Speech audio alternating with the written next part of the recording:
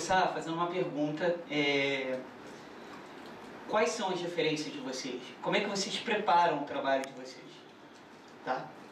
E é isso. E como é que foi esse processo? Não do filme em si, mas você pode falar como é que é o processo, como é que é a referência, como é que é o trabalho de vocês?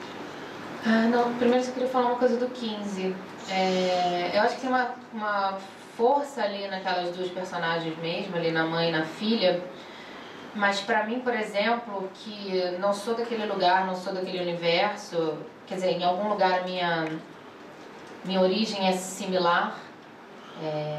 Eu sei quem são aquelas mulheres, eu conheço aquelas pessoas, eu conheço aquelas casas, enfim, faz parte da minha vida. Não, tô dizendo especificamente do 15, que você falou da coisa do... E eu sinto no filme, quando eu vejo, uma força do lugar muito grande, assim, o lugar ali, aquela região, aquela rua, aquela praça, o lugar pra mim é muito forte, é tão forte quanto os personagens, sabe? Eu acho que tem ali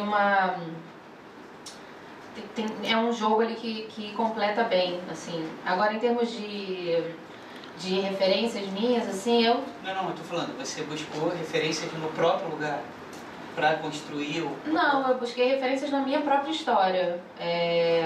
Eu não tenho método para trabalhar, cada trabalho eu trabalho de um jeito. Parece de um jeito, assim? Não, eu tento me encaixar na proposta, assim, no que está querendo ser discutido, no que está querendo ser levantado. E a proposta do Maurílio no 15, desde o início, foi falar daquele lugar, das memórias de infância dele, daquelas mulheres, e que apesar de ser outra cidade diferente da minha, eu sou de Petrópolis, que é aqui na Serra, no interior do Rio, esse lugar desse universo, como é que eu vou explicar? É que agora pode falar afetivo, que já é cinema afetivo, cinema de afeto, já virou um negócio. Não tá um saco esse negócio já. Mas enfim, não é isso. É um lugar de relacionamento entre as pessoas, de intimidade. Friendly. Não, tô dizendo da realidade desses pequenos lugares, do subúrbio, do fora do centro, né? Porque ele tá falando ali daquele lugar, ele tá falando de Contagem. Aquela ali é onde ele mora. Há uma cumplicidade. A mãe dele tá no filme. A mãe do Thiago, que é o produtor, é a patroa da personagem. O André, que é o sócio deles na empresa, que também é diretor, é o gerente do supermercado. Tem um lugar ali da intimidade das relações que é própria desses lugares menores, eu acho, que não é uma relação que você tem em cidade grande, né? Mas você tem nesses lugares, assim, fora do centro, que me é familiar, assim. Eu cresci em Petrópolis, eu entendo esse lugar. Então, pra mim, a referência foi totalmente na minha infância, na minha história, e pra mim ali, aquilo ali era minha casa também. Eu conheço, sabe? Eu conhecia aquele lugar. Entendeu? Eu não tive que fazer um trabalho de pesquisa, de preparação, não. Era um lugar que eu conhecia, que eu entendia, a gente conversou muito antes de filmar, a gente não ensaiou, que é uma coisa que acontece poucas vezes, na verdade, nos trabalhos que eu fiz, assim, a gente não teve nenhum ensaio, rolou uma compreensão muito grande, muito rápido, assim, do que o Maurílio queria. E ele sacou que eu estava entendendo o que ele queria, então, assim, conversas por Skype, por telefone, uns 2 encontros antes de filmar, e foi. Porque a gente estava se entendendo ali, o roteiro era muito claro, e as ideias dele eram muito claras também, o que ele queria com o filme, a equipe toda estava muito ali... sabendo do que estava falando, eu acho importante, né? Eu acho que quando você vai fazer qualquer coisa, um filme, uma peça de teatro, escrever um livro, publicar uma foto, qualquer coisa, eu acho uma das coisas mais importantes é saber o que você quer dizer. Não que você tenha que ter uma coisa para dizer, um discurso, uma coisa, mas você tem que saber do que você do que você está falando, o que você quer discutir, o que você está propondo, né? Qual é o seu... Para onde você está olhando quando você está fazendo aquilo. No caso do 15, o Maurílio tinha uma clareza de olhar para aquelas mulheres que tem uma vida dentro de casa, tem trabalho, tem filho, tem o que acontece escondido, tem o que acontece fora, tem aquela região, tem, sabe, tem a dureza, tem a batalha, tem o carinho, tem, sabe, é um lugar de memória que eu tenho. Porque as mulheres da minha família, a minha família é muito parecida com esse universo, né, muito próximo. Tipo, então, mas é isso, pra mim, o trabalho gera, isso é um prazer muito grande que eu tenho, o trabalho gera as referências e gera os questionamentos e gera as proposições, entende? Dentro ali do próprio trabalho. Eu não tenho uma coisa minha que eu encaixo que vai servir a esse trabalho ou não vai servir ao outro, entende? Eu não tenho regras assim, do tipo, métodos e coisas, é isso, vamos lá ver qual é, né, o trabalho. Tanto que apesar de ter um lugar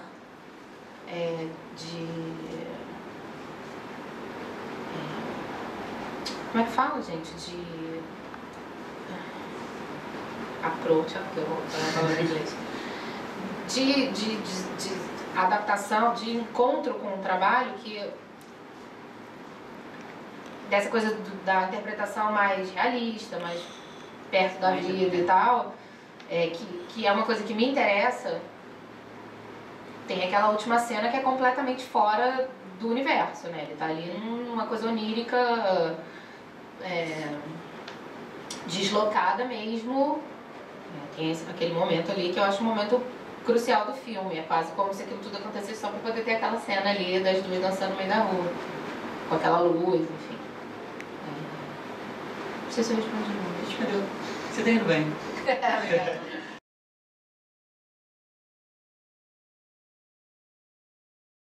Eu acho que a partir de um desejo, um impulso inicial que você tem para fazer um filme, uma das primeiras coisas que eu faço como diretor é começar a pensar de qual o processo que aquele filme ou que aquele desejo específico me pede para eu poder encaminhar. Então eu não tenho uma fórmula, ou eu não parto da fórmula para ir tentar procurar um desejo de filmar. Quando eu começo primeiro tem um impulso e a partir daí você tem que começar a pensar o que fazer. O Fernando, que ganhou o Pássaro do Mar, por exemplo, ele tem um desenvolvimento intelectual e tem um desenvolvimento de uma forma mais passional. Está tudo misturado. Eu passei 2 anos escrevendo um roteiro de um longa que se passa se chama Animal Amarelo, um longa que eu vou filmar como diretor, espero que em breve, que é um filme maior, com essa estrutura de filme de ficção, você fica anos e anos desenvolvendo e tal. E nesse processo de escrever esse filme entre o Brasil, Portugal e Moçambique, eu comecei a fazer notas, comecei a escrever coisas que nunca vão estar no filme, mas que de alguma forma começam a ficar um pouco ali como se estivesse no seu bolso, né? Uma coisa que você está carregando, que você não jogou fora, mas que você não usou para nada, você jogou no bolso. E isso foi ficando ali, então esse imaginário Portugal, Brasil, essa relação de utopia indígena com utopia ibérica, isso estava comigo. E isso se misturou com uma coisa mais passional nas minhas conversas com o Elvésio, com quem eu dirigi o filme, que é essa extrema irritação, raiva mesmo, revolta, incômodo que a gente tem com o absurdo que é a formatação do cinema brasileiro que está acontecendo hoje em dia e que na verdade passa uma formatação cultural. O cinema em si parece estar sempre discutindo o ganhar tal e papapá, mas existe uma formatação cultural muito forte acontecendo no Brasil hoje em dia, de todos os tipos de encaminhamento de produção cultural. E isso era alguma coisa que começava com um pensamento nosso, uma conversa, mas na verdade se transformava numa raiva muito grande. Aí eu acho que essa raiva muito grande, misturada com essas coisas que eu carregava no bolso, fizeram a gente, quando apareceu esse convite de talvez fazer um filme lá para Vila do Conde, esse festival de curtas, convido alguns diretores a cada ano, a gente resolveu filmar em 2 dias. Foi filmado em 2 dias, durante diárias de 5 horas em cada dia, ou seja, a gente filmou em 10 horas. Existiu um material em Portugal, coisas que eu filmei, coisas que o Elvésio filmou em momentos diferentes, porque na verdade o Elvésio tinha feito um curso em Portugal, mais documentário, tradicional, ou seja, tinha muito material, muitas horas. E nessas horas de material a gente encontrou o Fernando, que era exatamente esse personagem que não dava entrevista, que não participava, que não falava, e de alguma forma ele se deixava filmar, mas ele estava sempre com a cabeça em outro lugar. E aí a gente pensou um pouco como a gente está, assim, a gente de alguma forma parece que a gente queria um pouco encenar esse cinema que está fazendo uma coisa, mas na verdade queria poder estar sonhando com coisas muito mais. Muito mais. Você disse, quando eu chamo o teu cinema de esquisitão, você fala que não é esquisitão, é apenas um romântico apaixonado. Você faz cinema por amor. Tem uma tendência, quando eu cismo com uma ideia, eu vou até o final. Assim. Então eu tenho um pouco uma coisa de uma certa teimosia. Então assim, nesse filme especificamente era essa a ideia. Tem outros filmes que eu trabalho com uma outra chave de linguagem. A minha questão principal é que eu não costumo pensar nos meus filmes como uma premissa onde eu tenho que contar uma história. Eu não acho que eu tenho que fazer um filme para tentar de alguma forma alcançar alguma coisa específica e que as pessoas vão para casa com alguma coisa pronta, mas eu também não estou fugindo disso. O que eu tento fazer de alguma forma é seguir com essa teimosia inicial que eu tenho quando eu vou fazer um filme e não ficar um pouco tentando me mediar, o que não significa que quem faça um filme narrando uma história não esteja fazendo a mesma coisa. Entende? Assim, eu me identifico muito mais quando eu vejo um filme de outra pessoa, que é um filme narrativo, storytelling, mas que eu sinto a mesma pulsão de ir até o final num desejo, do que às vezes quando eu vejo um filme esquisitão, experimental, que eu acho que não tem desejo nenhum. Então, essa ideia do que é o esquisitão, na verdade, eu acho que existe uma vontade de tentar fazer o cinema ou aquele filme chegar ao limite do que ele quer fazer e as chaves são diferentes. Eu estou preparando 2 longas que são narrativos, por exemplo, storytelling. Em nenhum momento eu falei, agora eu vou fazer um storytelling. Está acontecendo, né? Porque em algum momento eu falei, eu quero experimentar. Eu quero chegar perto. Na verdade, aquele negócio, cinema narrativo é totalmente experimental, né? Na verdade, o cinema narrativo não é experimental, ele fica muito chato, assim. Ou fica muito óbvio, ganha um monte de prêmio por aí e tal. Que fazer filme óbvio dá prêmio pra caramba. Então, é um pouco isso, tem que se cismar com o filme. É claro que quando você está lidando com um desejo de dividir de alguma forma com uma sala escura, essa pulsão que te levou a fazer um filme, você está o tempo tentando seduzir. Agora, eu acho que a gente consegue seduzir as pessoas fazendo coisas de jeito muito esquisitas, assim, nem sempre fazer a cantada óbvia é que vai levar ninguém para andar com você, por exemplo. Agora eu quero fazer uma pergunta para vocês, para os dois. O que vocês acharam do meu filme? Tô brincando, não vou fazer essa pergunta para vocês. Vou perguntar para vocês, o que vocês acharam do meu filme? Não, também não vou fazer essa pergunta. Tá bom, voltando à mesa. Porque eu acabei de ser monitorada ali, ela falou que tem pouco tempo. Eu quero fazer uma pergunta. Oi? Não, é porque também atrasou muito. Atrasou tudo. Eu falo pra caramba. Me criando bullying comigo. Vem cá, o que é cinema pra vocês? Sabe? O que é a experiência de cinema pra vocês? Tudo bem, você falou que busca algo não óbvio, um cinema não óbvio, que quer dizer alguma coisa, que quer contar uma história de diferentes modos, como por exemplo os curtas. Cada um teve uma maneira diferente de contar uma história e cada uma com uma técnica diferente, cada uma com um jeito diferente. Você pode buscar referência, você pode deixar mudo, você pode, enfim, trabalhar o onírico, você pode trabalhar o amador. Enfim, o que é cinema para vocês?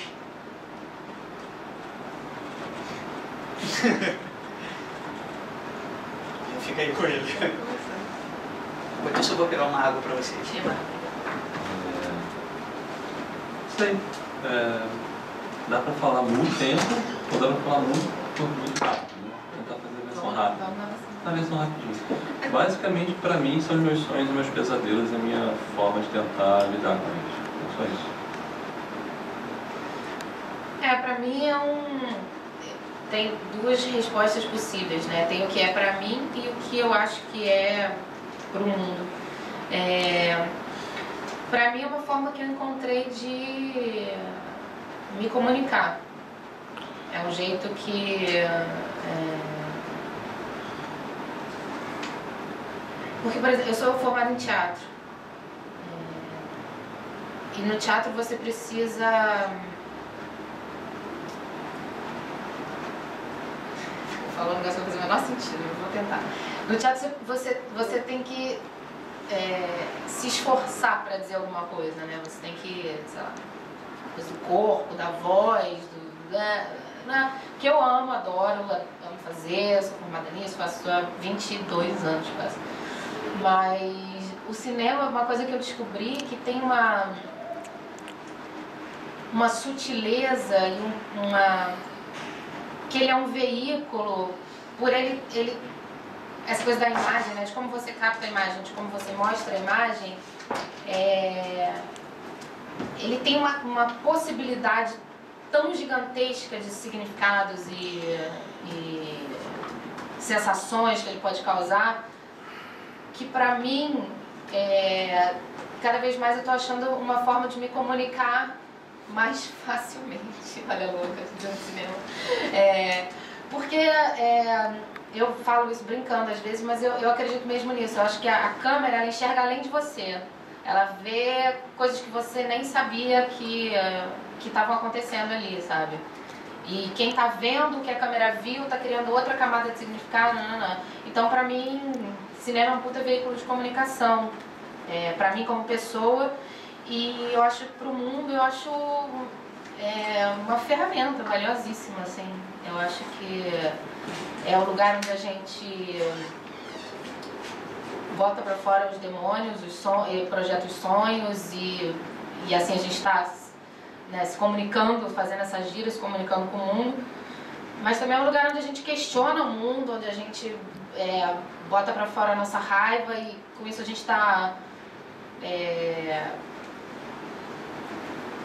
juntando as pessoas, né? Você está agregando outras pessoas naquele seu sentimento e é uma forma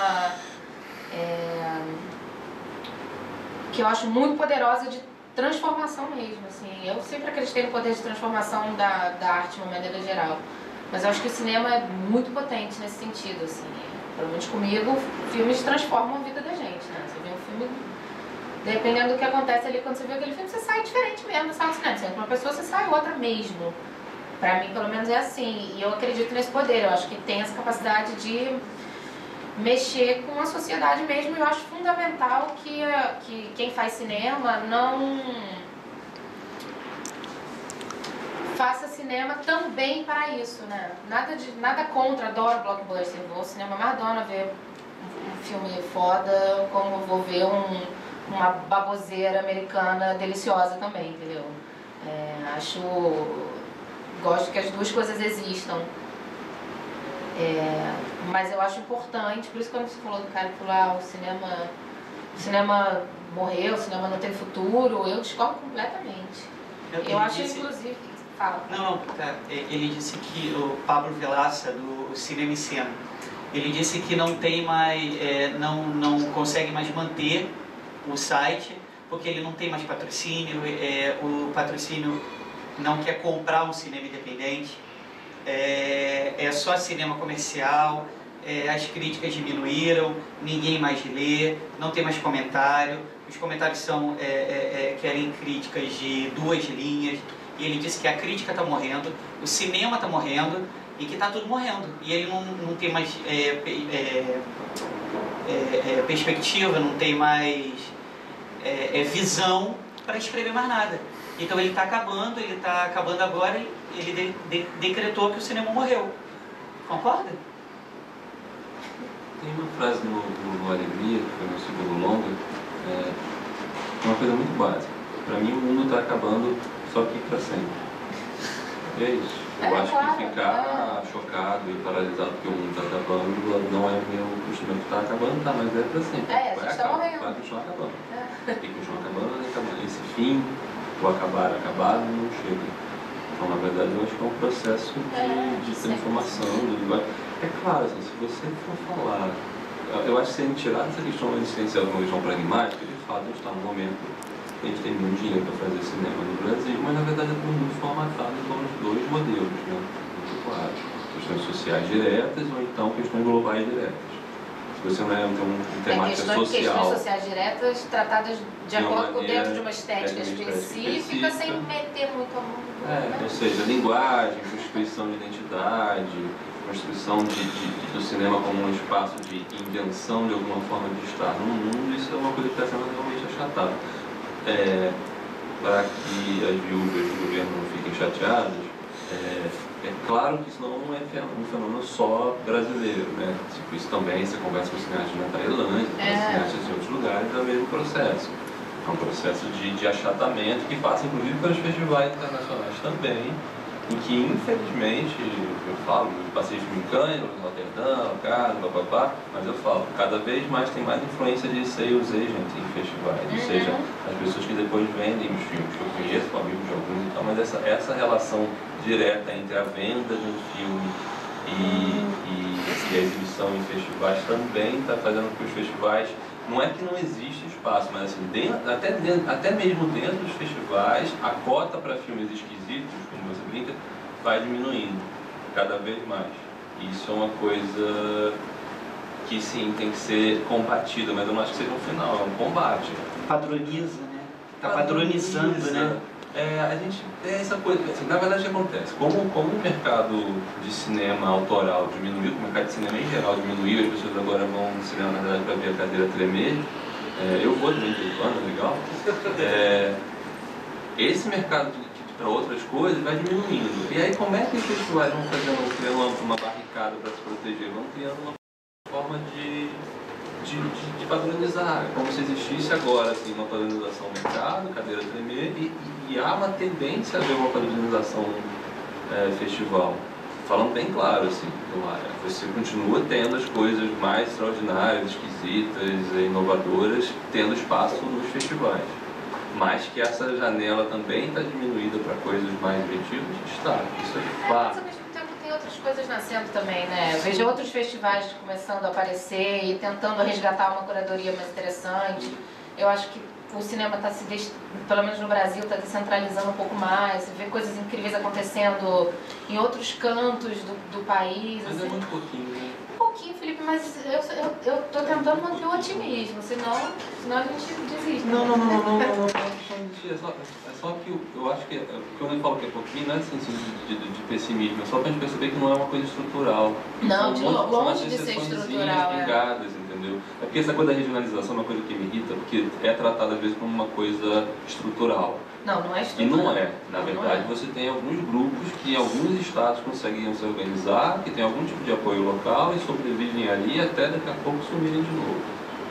Que é uma questão que a gente passa aqui no Rio. Ou virarem mainstream também, né? Ou de alguns ali serem pensados para fazer alguma outra coisa. A gente passa aqui no Rio esse problema básico que não existe uma política de cultura regional carioca focada em audiovisual nem teatro. Você, na verdade, Não, você tem uma lógica né? de Mercado só. E aí isso realmente não gera nada estrutural, você gera exceções.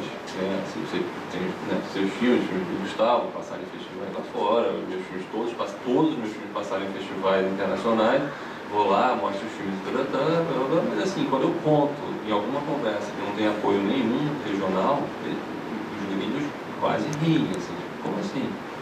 Quando a gente passou a Alegria em Cannes, a gente perguntava, mas e aí, como é que foi pra gente? A gente teve que arrumar outra coisa para chegar aqui. Eles falaram, não tem nenhum suporte local? Não tem. Então, na verdade, é isso. Se a gente pensar desse ponto de vista, ele tem razão. Tá tudo uma cagada. Mas se a gente pensar em linguagem, arte, imaginação e tal, como eu falei, sonho e pesadelo é o que a gente, de alguma forma, lida na hora de fazer cinema. Então, enquanto a gente continua. Agora, Então tá bom, tá difícil. Gente, desculpa, eu queria continuar assim por horas e horas e horas. Para, olha o bullying. Gente, vai ter bolinho agora, tá esperando vocês lá todo mundo. Tem um brinde ali que eu vou entregar para cada um. E obrigado pela presença de vocês, obrigado pela presença de vocês. Vamos conversar mais, eu queria ter mais tempo, mas eles estão expulsando a gente. Vamos embora. E... Não, só falar uma coisa que você Fala. tá registrando. Parabéns por esse encontro. Obrigado. Continua, porque tá... Obrigado, vou continuar, não vou desistir não. Continua, porque Não vou desistir não, é trabalho de formiguinha, sabe? Sabe a Dory do Procurando Nemo? Continue a nadar. E a gente vai. Perguntaram pro Manuel de Oliveira, por que ele faz filme, por que ele não veio falar? Porque senão ai de mim. É verdade. É o Highlander. Obrigado, gente, obrigado.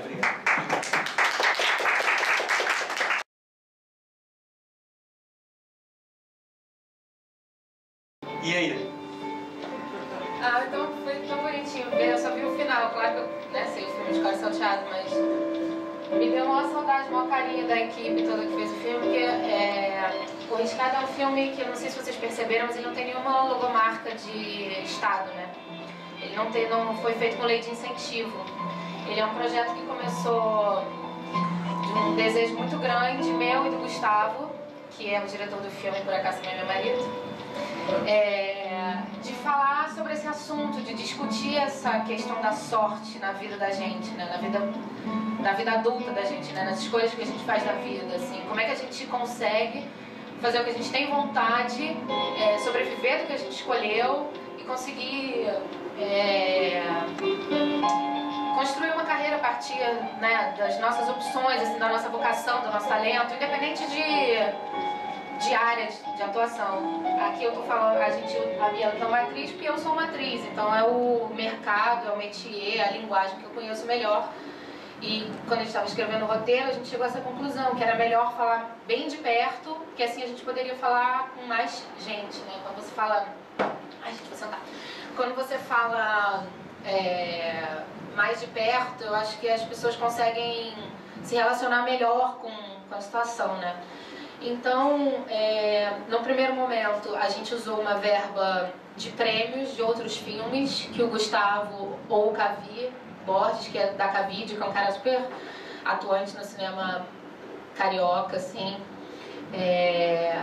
Verba de prêmio, né? Você participa de festival, ganha 5 mil aqui, participa do festival, ganha 10 mil ali, troca em serviços, tipo, aluguel de equipamento, finalização e tal. A gente foi juntando esses prêmios que a gente tinha.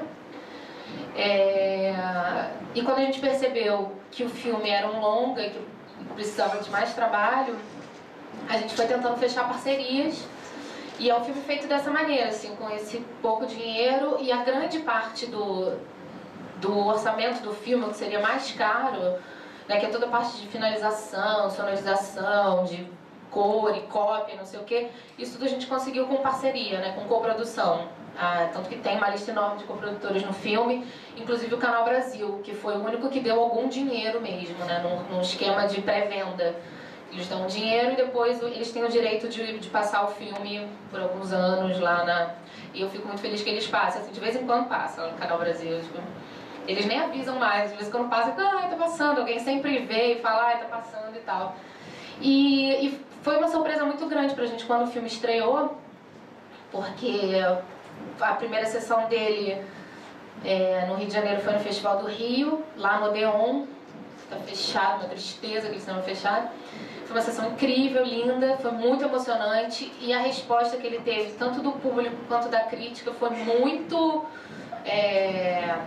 contundente, assim. As pessoas sempre respondiam a ele de uma maneira muito calorosa, assim, muito forte. Ele não, sabe, causava, você via que ele tinha tocado as pessoas. Então foi muito bacana. Mas é isso, é um filme que a gente fez muito rápido, um processo que durou 1 ano e meio, da primeira ideia até o filme ficar pronto, que é uma coisa rara em cinema, né? Os processos são bem mais longos. E isso, feito com muita vontade, a gente tinha muita vontade de falar sobre esse assunto, de discutir isso, de jogar essa pergunta, assim, né? Quanto tempo durou o processo do filme? Então foi isso, foi 1 ano e meio, assim, da primeira ideia eu chegar pro Gustavo e falar, comecei a escrever uma coisa aqui. Eu tinha feito muito pouca coisa em cinema até então, assim, só pequenas participações, acho que só pequenas participações, assim.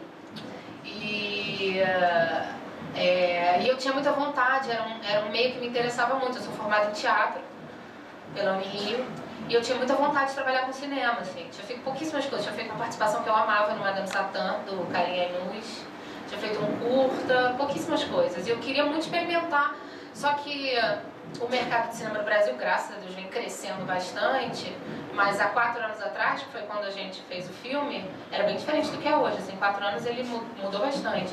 Então, era muito difícil você, sei lá, não tinha teste, você não era chamado, você tinha que fazer parte ali de um universo. E eu queria fazer e não sabia nem onde fazer um teste, né, assim, pra coisa. Aí eu falei, pô... Não sabia como começar. Vamos fazer, né? A maioria de cineasta aqui do lado dando mole, bora aí fazer um negócio juntos, nós dois. Aí foi isso. Então, da primeira ideia até o filme estrear no Festival do Rio foi 1 ano e meio. Foi muito rápido mesmo. Obrigado. Não foi disso aqui não, hein, gente? Que você trabalhou o dia a dia e isso tocou o corpo, né? Isso é emocionante e passa a nossa realidade. Então, eu gostei muito, né? Porque isso é o que é, principalmente no meio artístico, né? É uma luta, né? Uma luta que não cessa nunca. Então, será que agora, casada, não sei quantos anos, como cineasta, está melhor do que ainda? Não, definitivamente melhorou, assim. O filme foi muito bem recebido, a gente teve críticas muito importantes, ele foi lançado nos Estados Unidos, rodou o mundo, a gente teve críticas de revistas importantes de cinema, como a Variety, a Screen Daily. No Brasil também, as críticas sempre muito favoráveis ao trabalho do Gustavo e ao meu trabalho. Então, de alguma forma, ele deu uma pequena melhorada, assim, eu já fiz muitas outras coisas depois que o filme foi lançado. Já fiz filmes que eu adoro, inclusive esse que vai passar daqui a pouco, que é o 15. Mas a luta continua a mesma coisa. O Fabrício estava brincando ali comigo lá fora, a gente não nasceu em Hollywood, né? Eu fico pensando, se um filme desse, com essa coisa, acontece nos Estados Unidos ou num lugar onde a indústria funciona de uma outra maneira, as pessoas instantaneamente viram estrelas, né? Teve aquele Francis Ha, a menina é ótima, o filme é ótimo, pronto, milionária, da noite pro dia. Descobrimos uma grande atriz, aí já achamos não sei o quê, o diretor incrível, já vi. No Brasil não é bem assim, né? A nossa indústria, ela ainda caminha, melhorou muito, mas ela ainda caminha lentamente e ela ainda tem muito essa ligação com o Estado, com subvenção do governo, ou então essas grandes comédias Ele também do cinema nacional. As pessoas veem o cinema nacional ainda como um gênero, como um gênero. A luta, assim, a gente continua na batalha, né? Ninguém ficou bem. Assim, tipo, pronto, tá resolvida a vida. Você tá rica, né? Agora, depois desse filme... Rica, milionária, comprei uma mansão em Miami, tô me mudando pra lá.